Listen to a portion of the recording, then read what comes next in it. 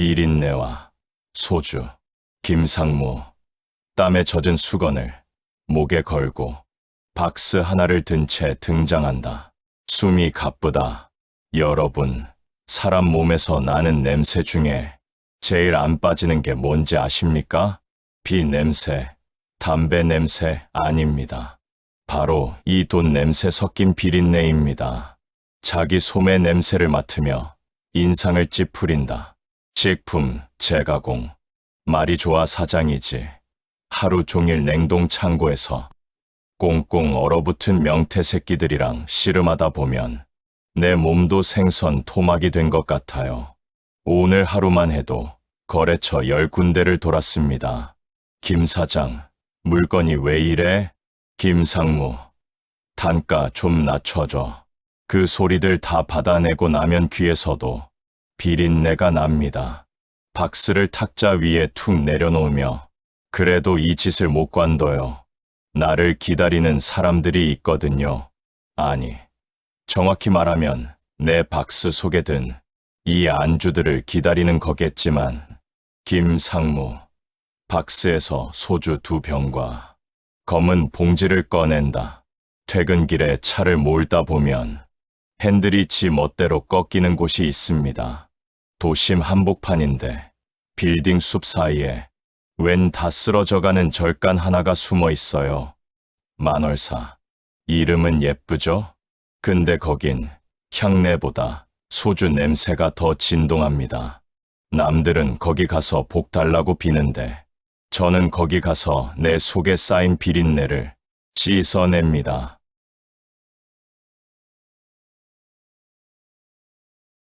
스님, 저 왔습니다. 오늘 가오리 무침 끝내주는 놈으로 챙겨왔는데 갑자기 걸음을 멈추고 허공한 지점을 뚫어지게 쳐다본다. 눈빛이 흔들린다. 누님이 왜 여기 계세요? 김상무, 얼어붙은 듯 서 있다가 천천히 의자에 앉는다. 누군가 앞에 앉아 있는 것처럼 시선을 고정한다. 아니, 연락도 없이 부도 나고 행방불명되셨다길래 저는 어디 해외라도 나가신 줄 알았죠. 근데 왜 이런 곰팡내 나는 절간 구석에 잠시 침묵하며 상대의 말을 듣는 듯하다가 헛웃음을 친다. 커피요? 예, 타주시면 감사하죠. 누님이 타주는 믹스커피가 세상에서 제일 달았으니까 누님이 타주는 커피잔을 받는다. 잔을 만지며 그 온기에 놀란 듯한 표정을 짓는다. 손이 왜 이렇게 뜨거워요? 누님, 열 있으신 거 아니에요? 커피를 한 모금 마시고, 이 누님, 제약회사 오너였을 땐 손이 얼음장 같았습니다. 사람 볼 때도 현미경으로 세포 보듯이 차갑게 보던 분이었는데, 지금 제 앞에 앉아있는 이 여자는 누구일까요? 커피 한 잔에 인생을 다 녹여버린 것 같은 이 서늘한 여자가 정말 내가 알던 그 회장님이 맞는 걸까요? 김상무, 커피잔을 내려놓고 소주병을 딴다. 자, 누님, 커피 마셨으니까 이제 약 한 잔 하시죠. 누님이 평생 만드셨던 그 비싼 약들보다 지금은 이 소주가 누님한테 더 절실해 보이네요. 오늘 밤 이 절간에서 무슨 판이 벌어질지 저는 벌써부터 입안이 써집니다.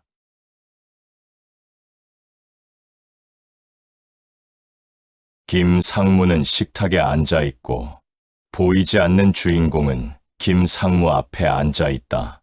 주방 가스레인지 위에는 낡은 주전자가 김을 내뿜으며 끓고 있다. 믹스커피가 든 종이컵을 두 손으로 감싸쥐며 누님, 이 커피 말이에요. 예전에 회장실에서 비서가 타다 주던 그 최고급 원두보다 훨씬 낫네요.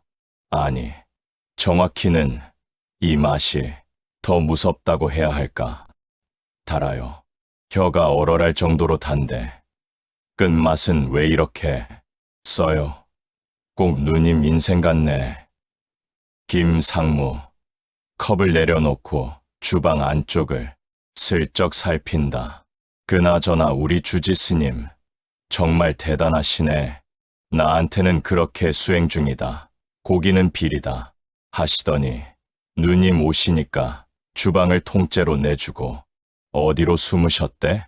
여러분, 사실 이 스님이요. 저랑 인연이 좀 깊습니다. 제가 식품 배달 시작하고 처음으로 대량 납품한 곳이 여기거든요.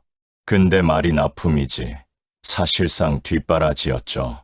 스님이 예전에 건설 현장에서 사람 좀 치고 사고 쳤을 때 누님이 뒤를 봐줬다는 거 저도 그때 알았습니다. 누님은 회장님이었고 스님은 누님 밑에서 일하던 거친 해결사였던 거죠. 이 절간 주방이 사실은 그 시절 두 사람의 비밀 아지트 같은 곳이었던 셈입니다. 주인공이 김상무의 말을 가로막는 듯 김상무가 멈칫한다. 아, 예, 알겠습니다. 옛날 이야기 그만할게요. 누님 표정 보니까 더 했다간 저 가오리 무침으로 뺨 맞겠네. 근데 누님, 정말 궁금해서 묻는 건데요. 그 똑똑하던 기획실 김 차장은 어쩌고? 교수님, 남편은 학교로 돌려보내고 왜 혼자 여기 이러고 계세요? 아니, 그 잘나가던 제약회사가 부도가 났으면 어디 조용한 시골에 가서 쉬실 일이지. 왜 갑자기 신당을 차리셨냐고요? 사람들이 다 미쳤다고 해요. 제약회사 여제가 작두를 탄다고 주인공의 차가운 시선을 느낀 듯 김상무가 고개를 떨군다. 죄송합니다. 제가 말이 좀 많았죠. 다시 소주를 잔에 따른다. 술 한 잔 받으세요. 누님 손이 아까 커피잔 주실 때 보니까 너무 뜨겁더라고요. 열이 펄펄 끓는 사람처럼. 당뇨 수치 관리하셔야 하잖아요. 근데 왜 자꾸 이 독한 걸 드세요? 신기가 올라오면 몸이 뜨거워진다더니. 정말 그래서 그래요? 아니면 속이 타서 그러는 거예요? 주인공이 무심하게 소주를 들이키자 김상무가 씁쓸하게 웃는다. 거봐, 또 대답 안 하시네. 누님은 항상 이래요. 결정적인 질문엔 술잔으로 대답을 대신하시지. 이 누님이 타주는 커피는 온도가 참 묘합니다. 겉은 될 것처럼 뜨거운데 속은 얼음장처럼 차가워요. 방금 제가 마신 이 커피가 딱 그래요. 빈 컵을 뭉개며 누님, 스님이 그러더라고요. 누님이 여기 온 뒤로 절 마당에 길고양이들이 안 보인다고. 누님 기운이 너무 세서 짐승들이 다 도망간 거래요. 근데 저는요, 고양이보다 못한 놈인지 아니면 전생에 누님한테 큰 빚을 졌는지 이 뜨겁고 비린 자리가 떠나지질 않네요. 김상무, 자리에서 일어나 가스레인지 불을 끈다. 주전자에 김이 잦아든다. 자, 이제 곧 그 사람들 오겠네요. 누님이 부른 그 잘난 투자자들이며 은행장들, 그 인간들 오기 전에 저 가오리 무침 접시에 좀 덜어놓을게요. 누님은 술이나 한 잔 더 하세요. 누님이 오늘 누구 인생을 또 박살낼지 아니면 살려놓을지 저는 뒤에서 설거지나 하면서 지켜볼라니까.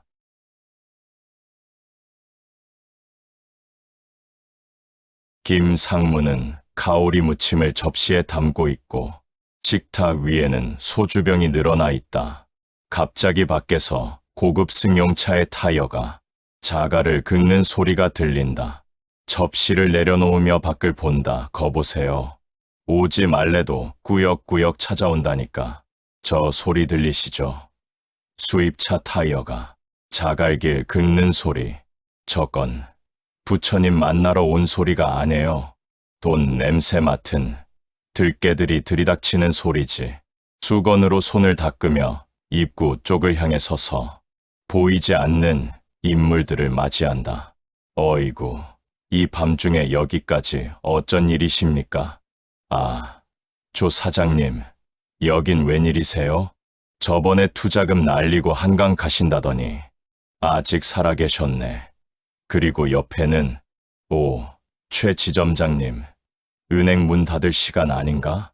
비꼬듯 웃으며 자, 다들 앉으세요. 여기 회장님, 아니, 우리 누님 기다리고 계십니다. 정장 차림의 남자들이 낡은 식탁에 어색하게 앉는다. 김상무는 그들 사이를 돌며 술을 따른다. 자, 지점장님도 한 잔 받으시고 조 사장님도 한 잔 쭉 들이키세요. 손들이 왜 이렇게 떨려? 여러분, 이 상황이 안 웃깁니까? 한 명은 강남에서 빌딩 몇 채를 주무르는 은행 지점장이고 한 명은 벤처기업 합병에서 수천억 굴리던 사람이에요. 그런 양반들이 지금 곰팡내 나는 절간 주방에서 믹스커피 자국 남은 식탁에 앉아 누님 눈치만 보고 있다고요. 왜냐고? 자기들 눈엔 안 보이는 내일이 이 누님 눈엔 보이거든. 김상무, 누님 옆에 서서 손님들의 태도를 관찰한다. 누님, 이 사람들 좀 보세요. 눈들이 아주 벌겋습니다. 조 사장님은 이번에 추진하는 온천 부지 옆에 아파트 들어오는지 물어보고 싶어 입이 근질근질하고, 지점장님은 이번 정기 인사에서 살아남을 수 있는지 궁금해서 미칠 지경인 거죠. 근데 누님, 저 사람들 가방 속에 든 거 저거 사업계획서죠. 에이, 누님 앞에서 저런 종이뭉치가 무슨 소용이라고. 김상무, 조 사장이 내미는 서류 뭉치를 뺏어 들고 훑어보는 신용을 한다. 보자. 강원도 온천 개발 및 복합 리조트 계획서. 크게 웃으며 조 사장님, 이거 누님이 10년 전에 이미 다 파봤던 땅이잖아요. 누님이 거길 왜 안 하셨겠어? 물이 안 나오니까 안 하셨지. 근데 당신은 여기다 투자자들 돈을 태우겠다고? 누님, 이 양반 제정신 아닙니다. 그냥 소금이나 한 바가지 뿌려서 내쫓을까요? 주인공이 낮게 한마디 던진 듯 김상무가 갑자기 얼어붙는다. 식탁의 공기가 서늘해진다. 아, 누님이 그러시네요. 조 사장, 너 내일 오전 10시에 검찰에서 전화 올 거다. 서류 챙겨라. 잠시 정적. 조 사장님, 얼굴색이 왜 그래요? 진짜 못 찔리는 거 있어? 지점장님은 왜 잔을 떨어뜨리고. 그래요? 설마 지점장님도 엮인 거야? 당황해서 나가는 손님들을 배웅하는 신용을 하다가 다시 누님을 본다. 거봐요. 순식간에 난장판 됐죠. 누님은 저 사람들 이름도 안 물어봤어요. 그냥 저 사람들이 들고 온 탐욕의 냄새만 맡고 사망 선고를 내려버린 거라고요. 다시 자리에 앉으며, 누님, 방금 그 공수 진짜 실령님이 알려주신 거예요? 아니면 누님이 제약회사 굴릴 때 익힌 그 무서운 정보력으로 때려 맞힌 거예요? 전 가끔 누님이 무서워요. 무당이라 무서운 게 아니라 인간의 바닥을 너무 잘 알아서 무서워. 김상무, 남은 가오리 무침을 입에 넣고 씹으며 소주를 들이킨다. 자, 이제 불청객들 다 가버렸네. 누님, 우리끼리 한 잔 더 하시죠. 술판 뒷마무리는 어차피 내 몫이니까. 근데 누님, 아까 조 사장한테 한 말 진짜죠? 그 양반 내일 진짜 잡혀가는 거지? 주인공의 무심한 표정을 보며 에휴, 내가 물어서 뭐해? 누님 입 터지면 세상이 뒤집어지는데. 자, 한 잔 받으세요. 폭풍 같은 손님들이 썰물처럼 빠져나간 뒤에 고요한 주방.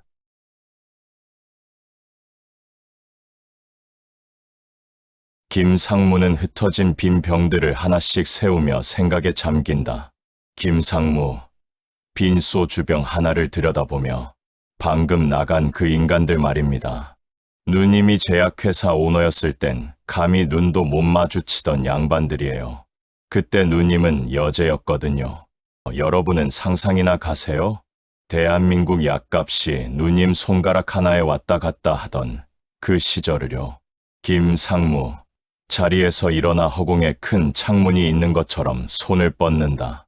그때 누님 집무실은 테헤랄로가 한눈에 내려다 보이는 30층이었죠. 바닥에는 최고급 카펫이 깔려 있고 책상 위에는 금색 장부가 놓여 있었습니다. 저는 그 장부를 황금빛 장부라고 불렀어요. 거기 이름 한 줄 적히면 인생 펴는 거고 줄 하나 그어지면 그날로 사업 접어야 했으니까 저는 그 옆에서 누님이 시키는 대로 서류 나르던 새파란 후배였죠. 누님이 차가운 얼음물 한 잔 달라고 하면 컵 겉면에 서린 김만 보고도 온도를 맞췄을 정도였으니까요. 김상무, 과거의 자신으로 돌아간 듯 허리를 꼿꼿이 펴고 연기한다. 그때 누님은 참 무서웠습니다. 남편 되시는 교수님한테도 당신은 강단에서 뜬구름이나 잡으라며 회사엔 발도 못 붙이게 했고 기획실 직원들은 누님 구두 소리만 들려도 숨을 죽였어요. 씁쓸하게 웃으며 근데 이상하죠. 그렇게 높고 화려한 곳에 있던 분이 어느 날 갑자기 땅을 파겠다고 선언하신 겁니다. 제약회사에서 번 그 아까운 돈을 다 싸들고 말이죠. 다시 주방 식탁으로 돌아와 주저앉는다. 사람들은 온천 터지면 대박이라고 박수 쳤지만 전 봤습니다.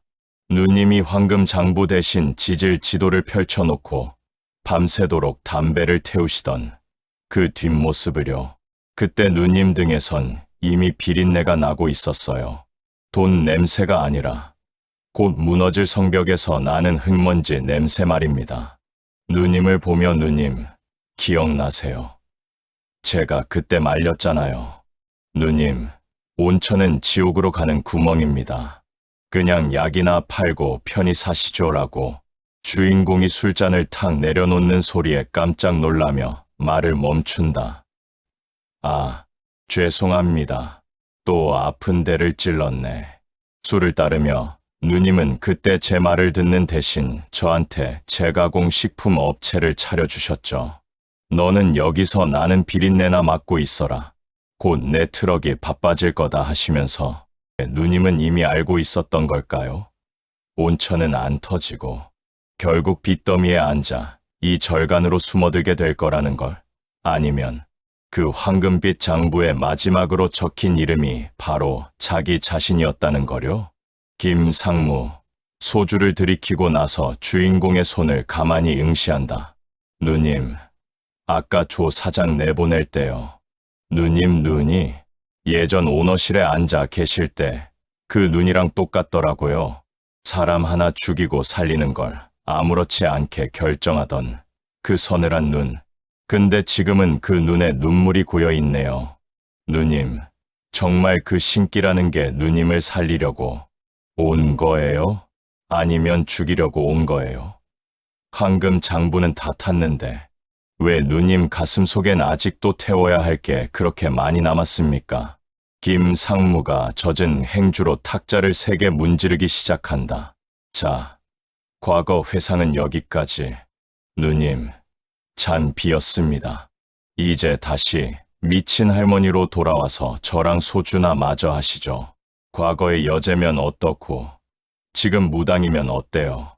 내일 아침이면 어차피 저는 또 생선 박스 날라야 하고 누님은 또 술병이랑 싸워야 하는데.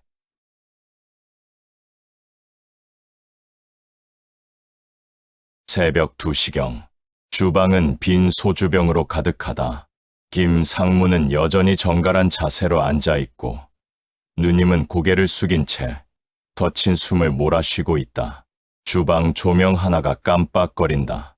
김상무 자신의 손을 펴서 가만히 들여다보며 이상하죠. 벌써 10병째입니다. 누님이랑 저랑 나눠 마신 게 보통 사람이면 벌써 실려갔거나 바닥을 기어다니며 개가 됐어야 하는데 저는 왜 이렇게 머릿속이 얼음장 같을까요? 여러분, 이건 축복이 아닙니다. 저주예요. 남들은 술 기운에 잊고 싶은 기억도 지우고 세상 시름 다 털어낸다는데 저는 마시면 마실수록 그 비린내 나는 현실이 고해상도 모니터처럼 선명해집니다. 소주를 잔에 찰랑거릴 정도로 따르고 누님을 본다. 누님, 기억나세요? 예전에 온천 부지에서 조폭들이 삽들고 달려들었을 때 그때도 전 취하지 않았습니다. 누님은 겁에 질려 떨고 계셨지만 전 그놈들 눈동자 어디가 흔들리는지 다 보고 있었거든요. 누님의 떨리는 손을 보며 근데 지금 누님을 보니까 그때 그 조폭들보다 더 무서운 게 누님 속에 들어앉아 있는 것 같네요. 갑자기 누님이 윽 하고 신음하며 가슴을 움켜쥐자 김상무가 벌떡 일어난다. 누님, 괜찮으세요? 아, 또 그 열기 때문이죠. 급히 물을 떠오려다 멈춘다 아뇨. 아니, 물로는 안 된다고 하셨지. 다시 앉으며 누님 손이 식탁에 닿을 때마다 나무가 타는 냄새가 나는 것 같아요.